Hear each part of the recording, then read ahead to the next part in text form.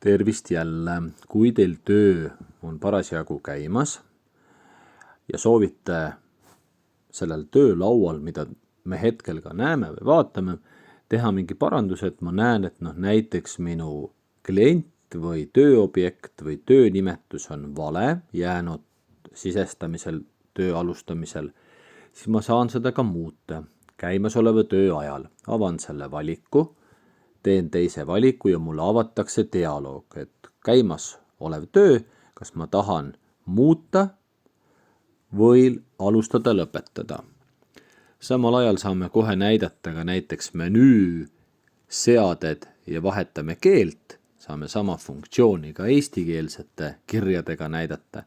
Ehk siis tahan muuta, valin, hetkel töö käib, mulle meeldiks muuta praegust tööparameetrit.